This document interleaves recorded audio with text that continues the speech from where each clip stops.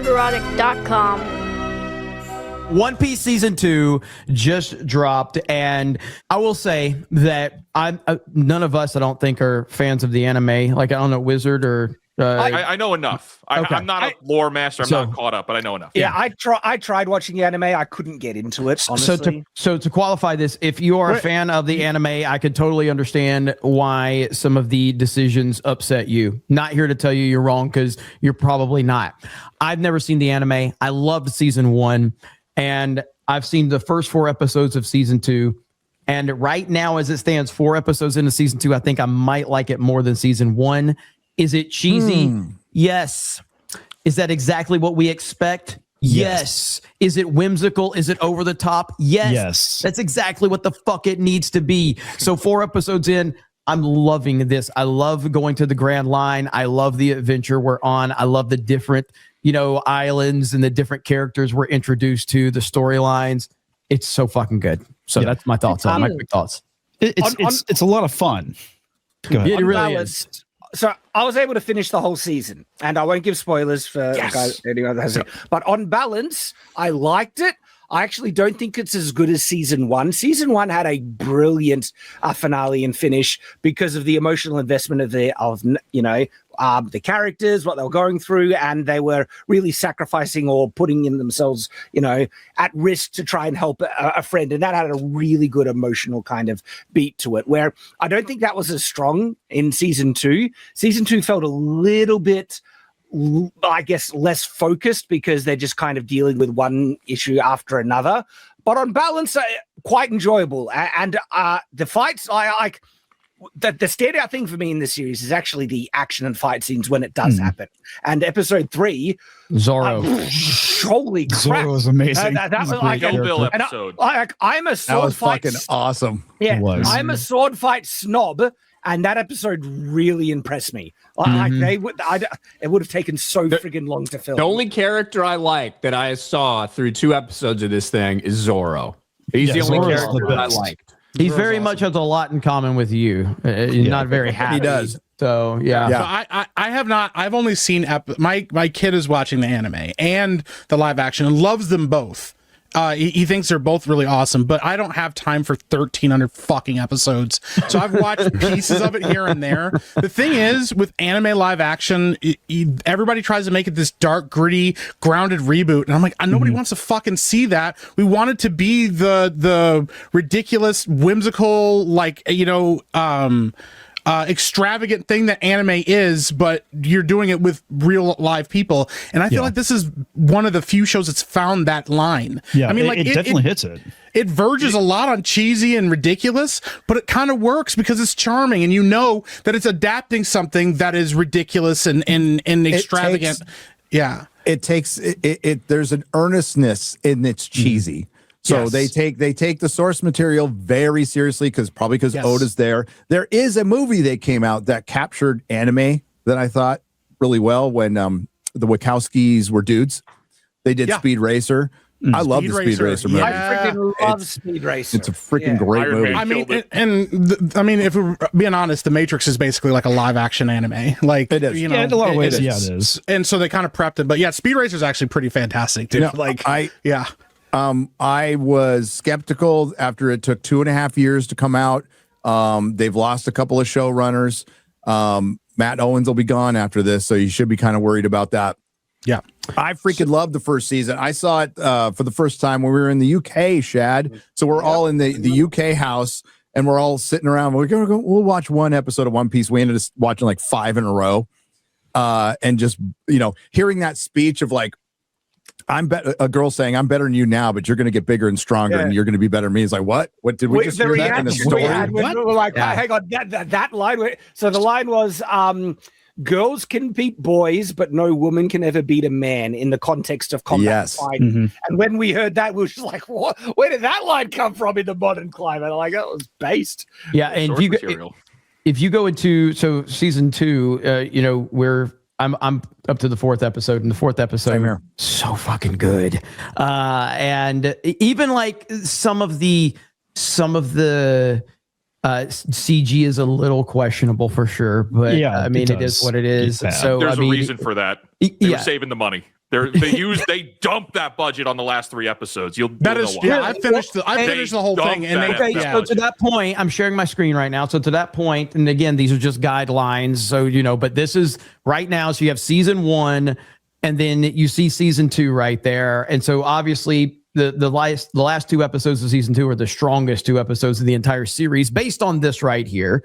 But if you have an average of 8.4 for the first season, and right now season 2 is an 8.9 average through the entire season. So right now, as it stands, season 2 is better received than season 1, but we're early on. Yeah. We're early on. How many people have shit, if it wasn't for fucking Star Trek, I'd be done right now. It's almost like when you dump everything in the binge model. And well, I've only gone through 2 episodes. Well, I've gone through 4. I've seen the entire thing. So what do we talk about? Exactly. That's why we'll it's talk dumb. about it this week and never talk about it again. It's really, really fucking dumb. It's an unbelievably dumb business strategy. Yeah, Netflix is struggling so bad. I hope they get out of this hole they're in. Their stock is down, and they are in debt. And the reason they had to buy Warner Brothers is because they don't have any consistent IP. But that aside, imagine how much bigger they could be. Also, the next season of One Piece is going to be in 2.5 years. And? So I mean, and we'll get 4 seasons maybe of One Piece.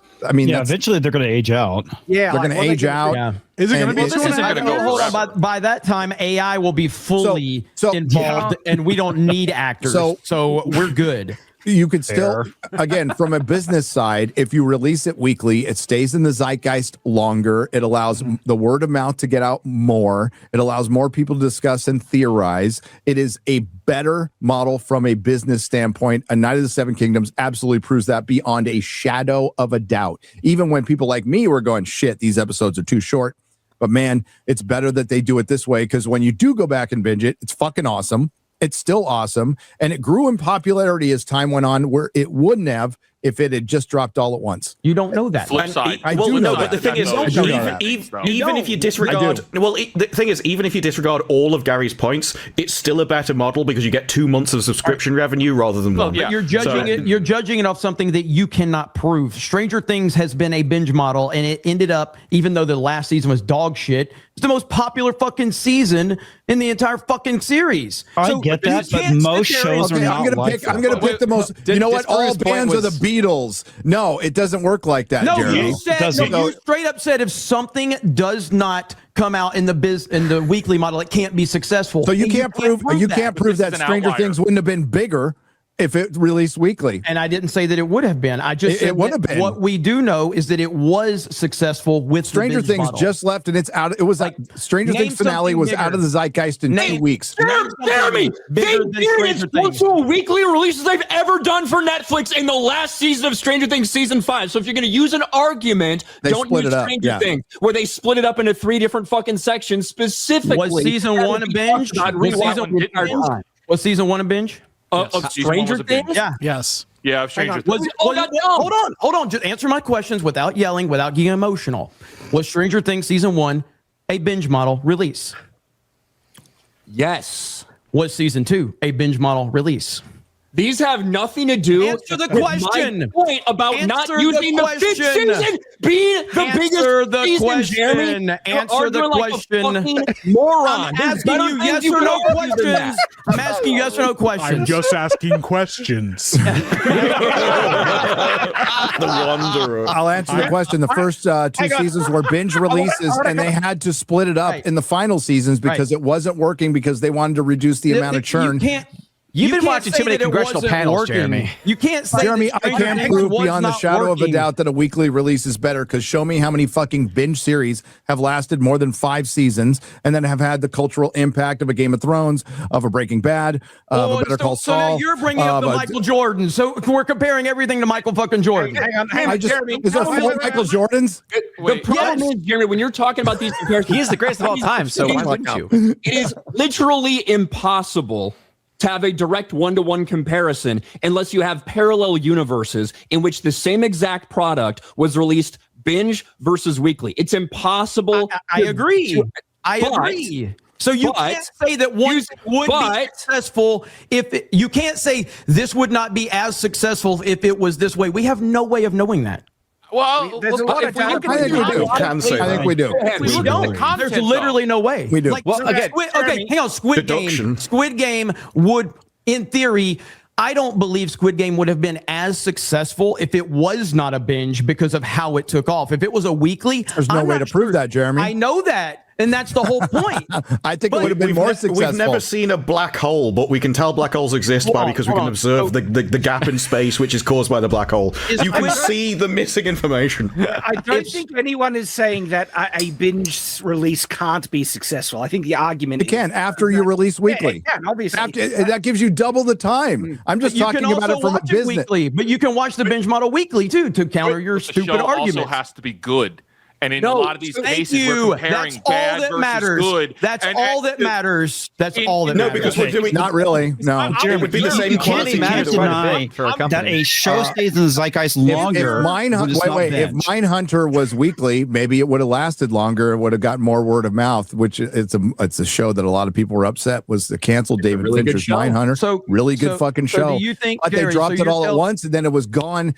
It's out of the zeitgeist in a week. So let's see. Are we going to be talking about One Piece in 2 months? Hang on, answer me this. Are we? So do you think are we going to be talking about One Piece in 2 months? No, we're not.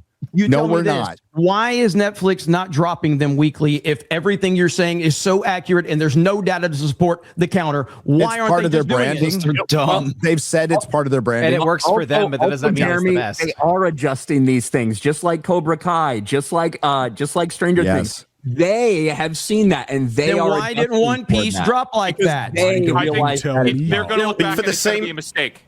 It's for the same reason that science advances, and not as much episodes. Science advances one death at a time because a scientist comes up with a theory, he gets really dedicated to it, and nobody else wants to contradict him because he's got a big name. And until he dies, then all the other scientists come along and prove him wrong. In Netflix, if one guy is dedicated to it, until he leaves the company, no one else can like. And both the CEOs, both the heads are dedicated to it. They have been begrudgingly have split things up in the seasons because people have asked them to, because they have experienced a lot of churn. And that is a problem, to the point where they're not really reporting subscribers anymore. They're just reporting profits because there's a ceiling to that stuff. But their success, which has been great, they've been dominant because they were the first one, will eventually hurt them.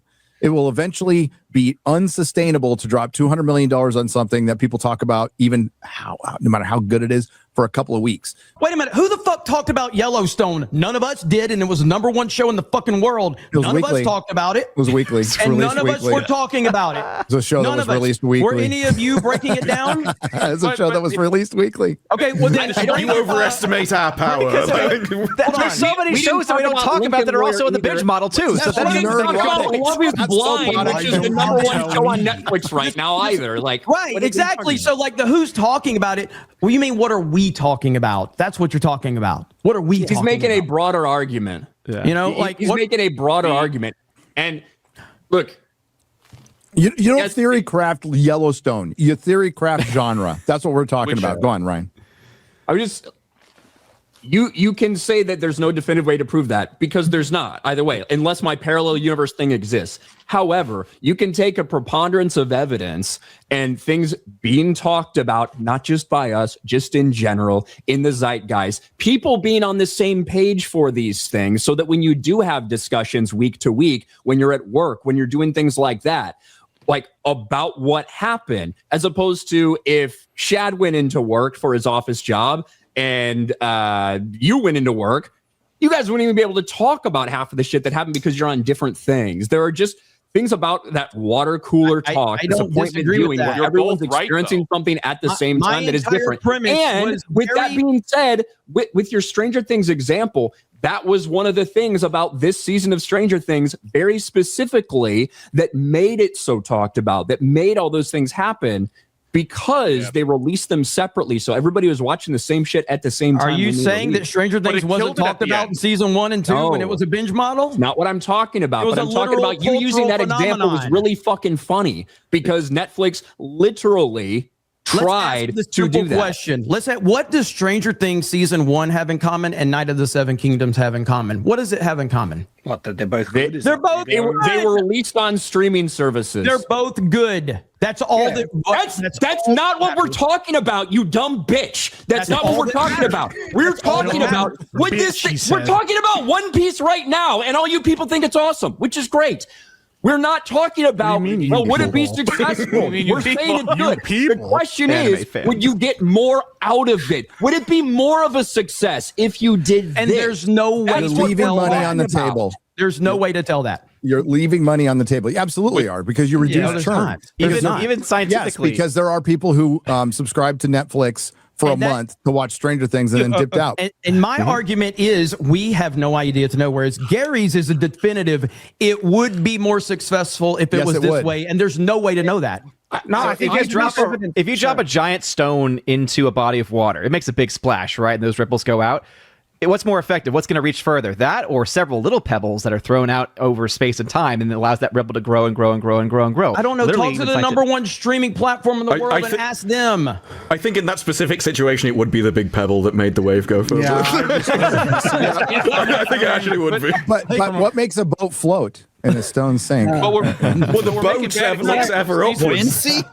No, One Piece is a good example to show the difference, because at the moment I can't talk about the finale because few of you guys have seen it. But look at this: we haven't even talked about the first episode or anything specific in the first episode because it's been a fire hose, and we've just have to talk generally because there's so many things. But that's a different discussion. And that's why Netflix likes to do this. You guys are talking about this as YouTubers. Put out, you're not meant to think about.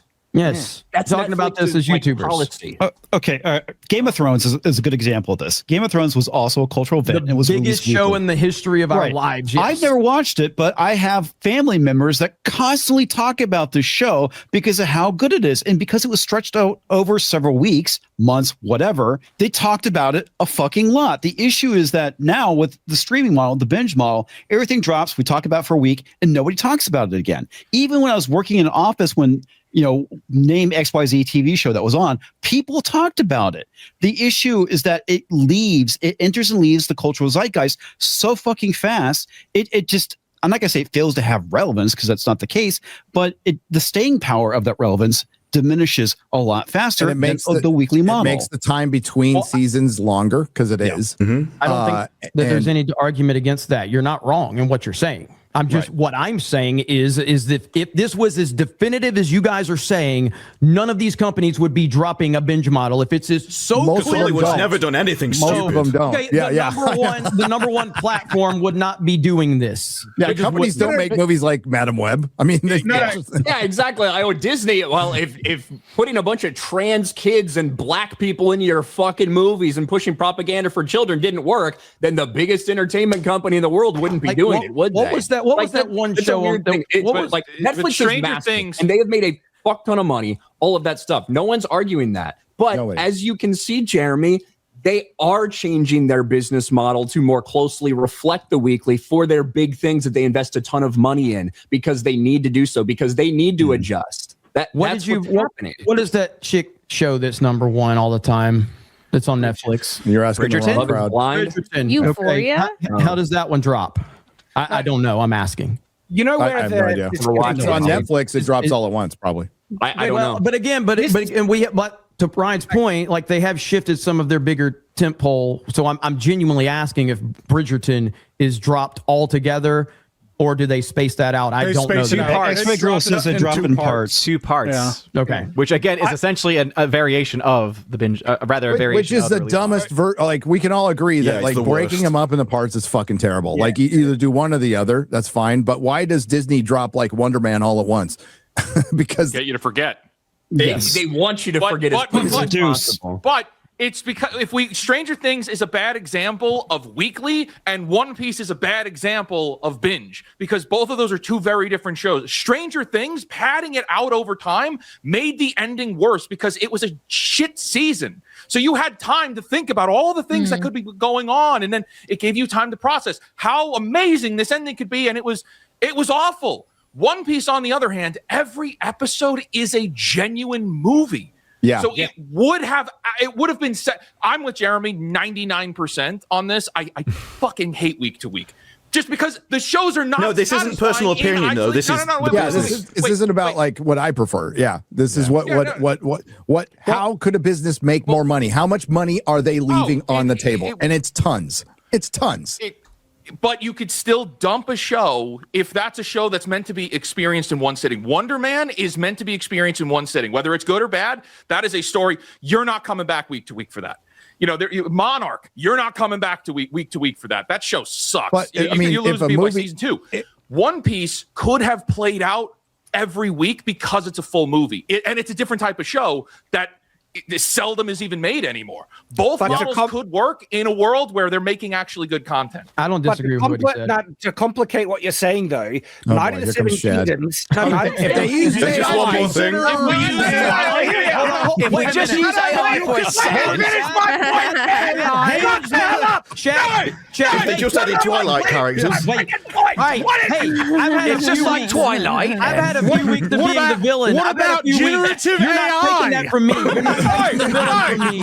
I'm making a good friggin' point. Shut up. Night of the Seven Kingdoms was meant to be experienced in a whole city, right? Those are small episodes, but it benefited massively from releasing it weekly, all right? And that's an example of a show that is actually meant to be binged, but it benefited and more from it's being better released. binged. I'll be real, like it is. Once you watch it all the way through, the pacing is so good on that, and that flashback everybody was complaining about completely makes sense in the frame of the one sitting.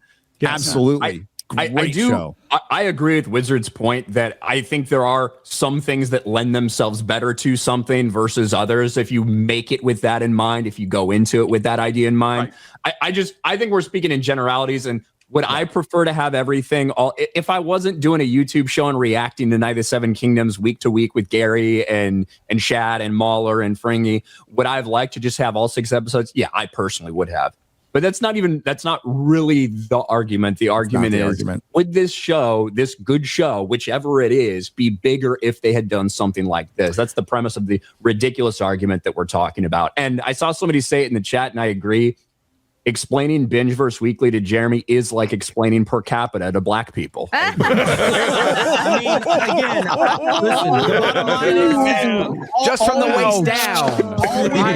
I have understood that reference. Yeah, all that we can operate on is the facts. And the fact is, all I did is Google. We don't know the facts. Biggest? Yes, we do. Yes, we do. The fact seems to be agree with the Googled facts. it, Gary. No, the fact is everyone here. Hang on. He Googled it. It's settled. Listen, I Googled the biggest streaming show in history. Google just came up on my phone. Listen, biggest Netflix show in history, Squid Game season 1. Squid Game. I rest my case. Yeah, but that's the problem. Everyone here is given advantages of weekly, and you have given not a single advantage of binge. I rest my case. Every single one of your arguments, you're arguing with things that no one else is actually fucking saying. No, because Gary's argument is that Squid Game would be bigger if it was a weekly. And there is if you watch Squid Game, that's what it benefited from being a binge model. Why is Squid Game bigger for binge? Like, we've given loads of reasons why weekly would make it bigger. Why would it be bigger if it was binge? Do you remember when Squid Game came out? Do you remember the social media reactions and how crazy it went? It was viral like I've never seen for like a month. Would it have been bigger if those reactions went viral on for about a month? Being viral for a month for a binge is really good. There's no way. But it wasn't viral for 2 months. But it wasn't even long enough for them to get merch out for it. You can't. It's such a crazy argument to say the thing that's the biggest in history could be bigger if it was this. That is all speculation. That you can't. Speculation. Okay, Jeremy. Where did the numbers? Do you think that football season would be bigger if it was all played on one day? Good game come from. What do you mean? Like from Netflix? What makes it the biggest thing? I mean, we can even go Netflix, but if you go to Nielsen, it's not fair because if you're comparing it weekly with something that came out all at once, it's based on minutes watched. That's why Netflix has been really good at gaming the system. That's why they dominate the fucking Nielsen's because they're counting every minute of every episode. I think even the social media numbers. not just the one season, both seasons. I think even the social media reactions for Squid Game season 1 were like the biggest social media reactions for every. But social media is a red herring a little bit, right? Because it's not just people who watch the show; it's also people who like the memes who maybe didn't watch. I agree with the chat.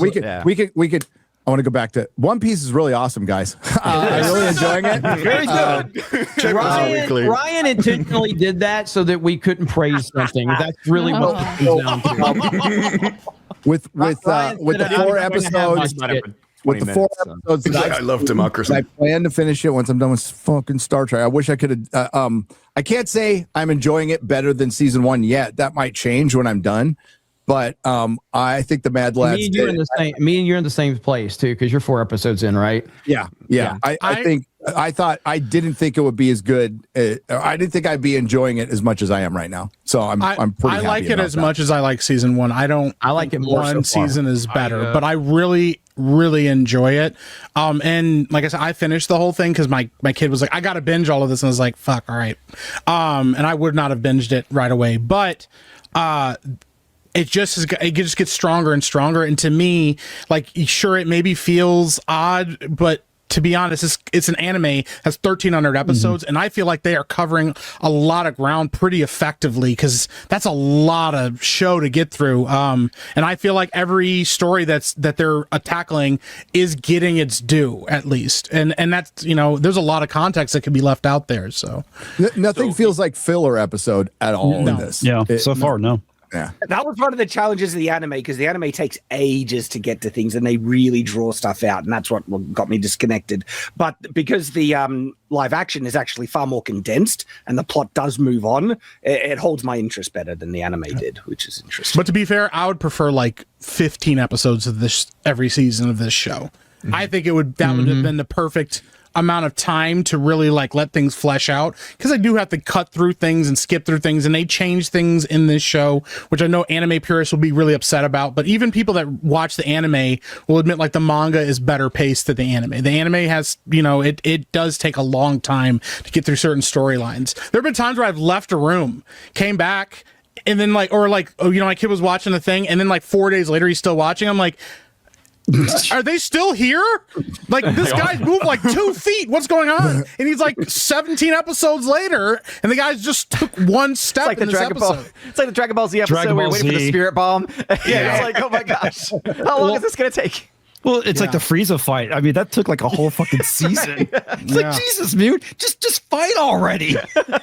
Well, no, but like the thing about this, and the first season did the same thing, and so, but this one even to another level, because the whole Grand Line thing, but because I know like the whole manga is based off of that. And so seeing just the adventure we're on already halfway through this season, it's fascinating to know that the anime and the manga are just like, there's so many more characters, so many more places that we go and get introduced to. And that's what something should do. Now, I saw Yellow Flash's tweet earlier, and he said he loved season 1, but that was before he saw the anime. And then he got caught up on the anime, so he's not enjoying season 2 as much because he knows so much more now. Mm-hmm. Fair. And that makes complete sense.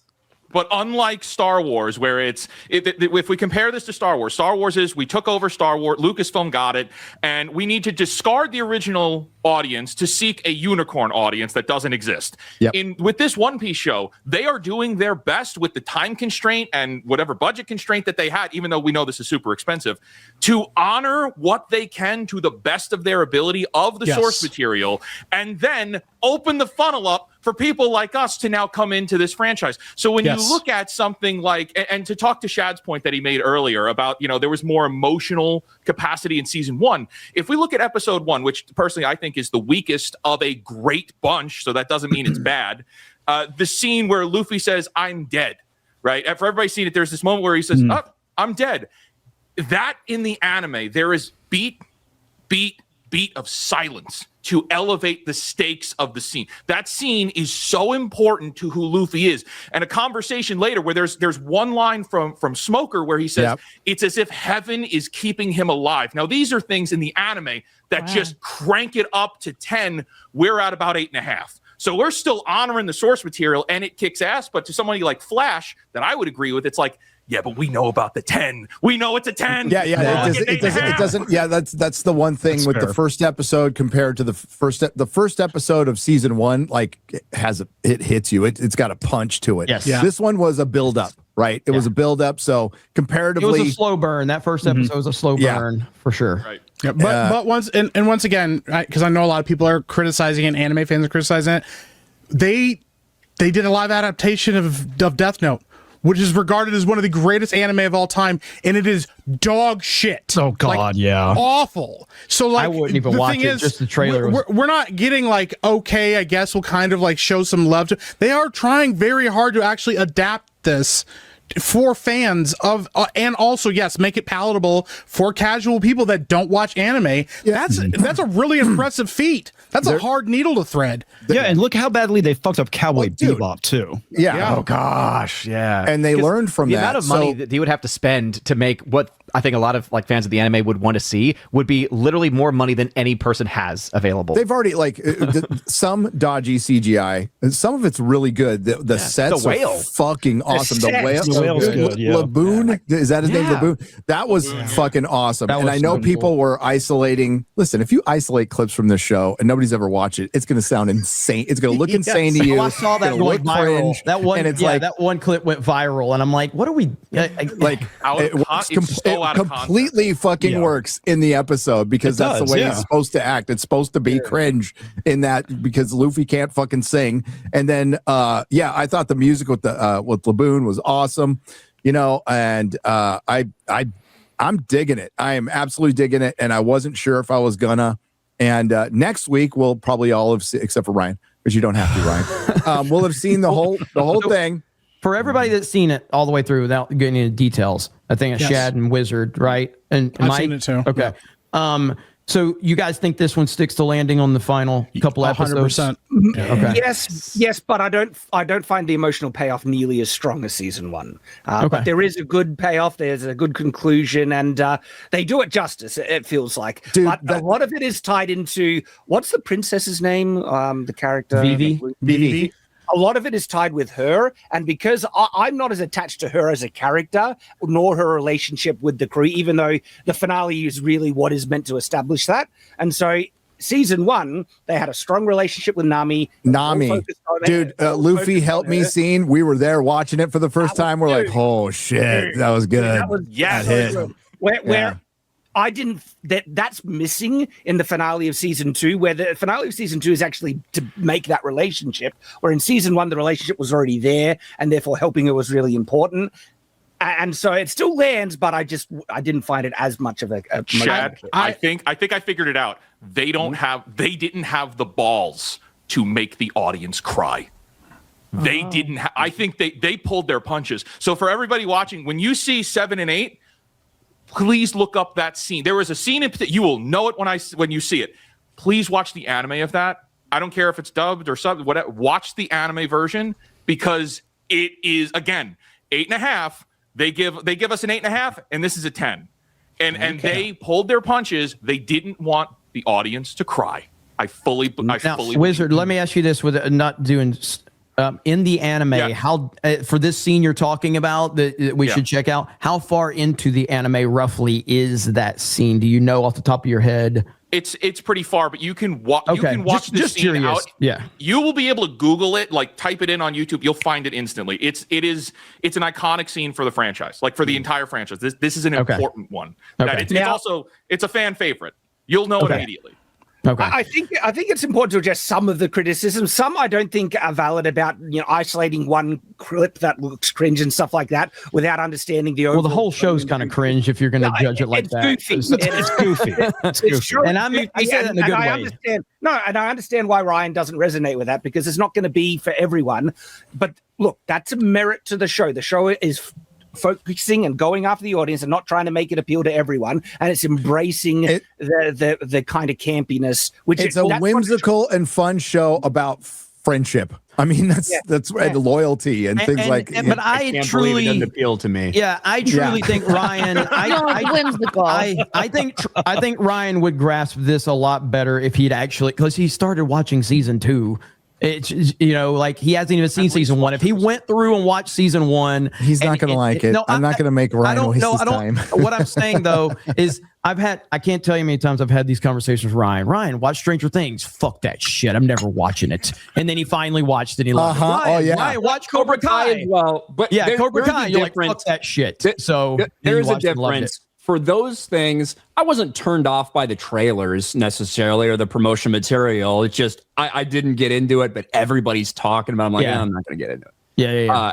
Whereas this one specifically, I hated all the promotional material. You know what I mean? Like I like when I watched the trailer for the first season and then especially the trailer for season 2, I'm like, nothing about this looks like I want to watch it. I hated the trailer for season 1, Ryan. I did. I'm like, this looks terrible. And I watched it and I loved it. It's a really, like, season 1 is phenomenal. It really is. I think, look, I did not enjoy the 2 episodes that I watched at all in any way, shape, or form.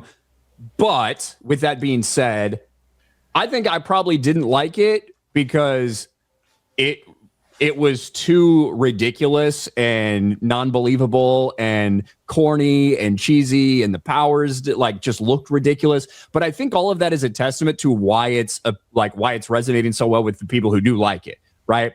It feels like they went out of their way to make it as close to the way it looks, the way people talk, the way they act to the source material. Probably. I've never read it. I've never watched the anime, but that's what the vibe I get when I watch it, which I think is a good thing. It's not, I don't think it's made for me because I'm not a fan of that shit. I've never watched that shit. I found almost everybody to be super unlikable. I hated all the dialogue. I get the Smoker. Is that dude's name? Yeah, are we talking about Friday Night Tights, or are we talking about One Piece? You said you hated everybody and found the dialogue to be cringy. Are we talking about FNT or One Piece? Yeah. Make a distinction, please.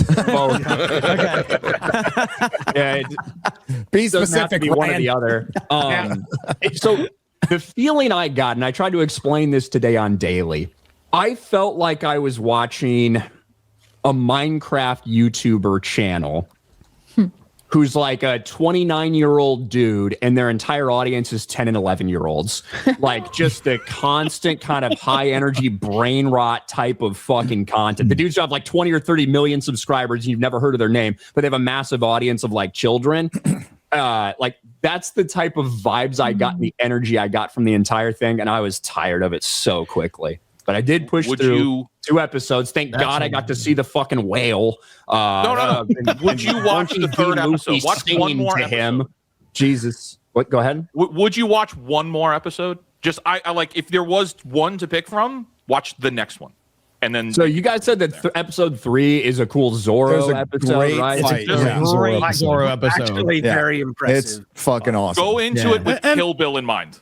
And the thing is too, like, I mean, having not watched season 1, there's a lot of emotional work that they do in season 1 to make you endear to these characters. And the thing about anime, for a lot of anime is they're like the ridiculous ones. It's a kind of a 1-2 punch of, this is silly and kind of goofy. And then there are just moments where they show you what's going on with these characters, or like character beats and moments between 2 people. They endear you to them so that the ridiculous stuff is almost a breath of fresh air compared to all of the things that are actually going on. And that's kind of a lot of times how anime works. Like Disbrew could tell you, like, one of my favorite anime is called Hunter x Hunter. It's very ridiculous stuff happening in it. It is probably one of the best written television shows ever made. And I would stack it against anything that I've ever watched before. It's one of the best pieces of like art I've ever watched. The Antark is still it's incredible. One of the best. It's amazing. But if you watched it or just on paper, you'd go, this looks silly and ridiculous. And it's actually on purpose because they're setting you up for something that's very dark. And there's a lot of that even in One Piece as far as like characters and what they're going through and what they're facing and stuff. I think you'd appreciate it for the depth of what's there because it doesn't look like there's any depth until you really watch it all the way through. Yeah, but you can also get away with stuff like that in animation, that when you make live action people do it, it just looks ridiculous. That's true. And so it just comes down to how much you can suspend disbelief. Yeah. I just want to appreciate, this is why Friday Night Tights is the best stream, because we're mentioning anime and everybody in the chat is agreeing with everything we're saying. Yeah. There's no disagreements. There's no name calling. There's no you're retarded. Everybody's like, yeah, Mike, I like that. I like that anime. Oh, Fake Wizard, you're great. Oh, Ryan, I appreciate. Just nothing but agreement and nice comments from everybody. So round of applause to the chat. On that note, we talk about anime from now on. I wanted to cut off Shad before he said on that note, because that means it's going to be 20 minutes here. The Zoro stuff was the only guy I liked. I liked Zoro. Zoro's awesome. All the other characters don't give a fuck about. The villains who like came up fucking You don't like the ladies? Fat whore. Like Smoker, kind of cool villain. Robin. Bars, fucking made of smoke or whatever. I like Robin. Dude, he's got lots of arms, man. That could be useful. Like, while I will say, make an arm out of anywhere. While I will say that objectively, episode 3 is better than 4, I enjoyed 4 more because of the storyline with the 2 characters that we meet and all of that. I just thought it was fucking cool, man. There's nothing like subversive about this. It's a very it's a story about, like I said, it's whimsical. It's about friendship. It's about heroism. You know, it's a normal fucking story, right? I think that's just anime in general. It's refreshing. Well, I mean, but this anime adaptation, right? Yeah. And I don't find anime like that in general, because I've seen some anime that fucking sucks. But and I'm saying some of it doesn't suck, but it generally doesn't have an agenda. I've seen some great. No, it doesn't. It comes from a place that doesn't have agenda. Oh, there's some anime that has agenda, but not a lot, and manga too. But because most of the discussion around the show about is it woke or not, and it does.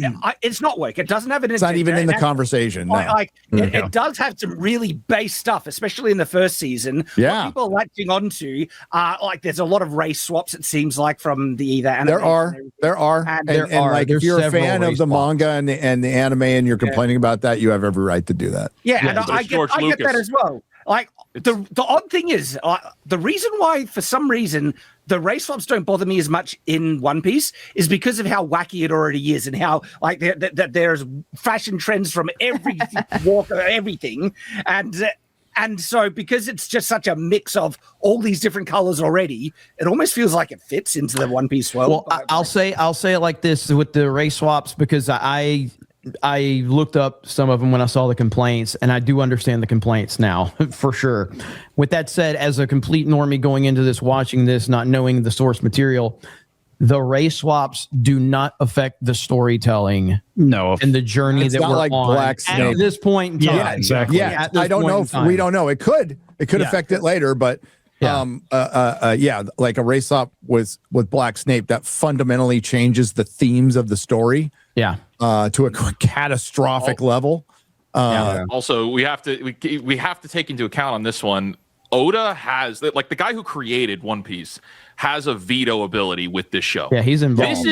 This is the kind of thing that J.K. Rowling should have for the Harry Potter show. He can slap the button and veto things. Like, he is part of the production. To a lot of all of the actors talk about it, of how he's like saying yes or no to what they're doing, and all of the actors have serious reverence for making sure they look the part. The costumes have to be down to a T. They're all like lore masters, better than even like me or even some people in the chat. Like, they're in it. They know. So I like to keep that in mind, that like this is George Lucas going back and changing the Star Wars film. That's what this is. And that's why not a board of directors. And that's why I don't like it. Maybe I'll watch one more episode to get to the part you guys are talking about, and then I'll never watch it again. Yeah, like without season 1, I think you'll like episode 4. But not everything is for everybody, right? And it's okay if something's not for me, because obviously a ton of people like it, and the fans of the anime and the manga, they do seem to be. Yes, some of them are critics or whatever, but for the most part, it seems like most people are enjoying the show. That's okay. That's how you should go about it. You should go about it with that type of reverence for the source material. And if I'm not somebody that would like the source material, I probably shouldn't be someone that would like the live action. Nerderotic.com. Please subscribe.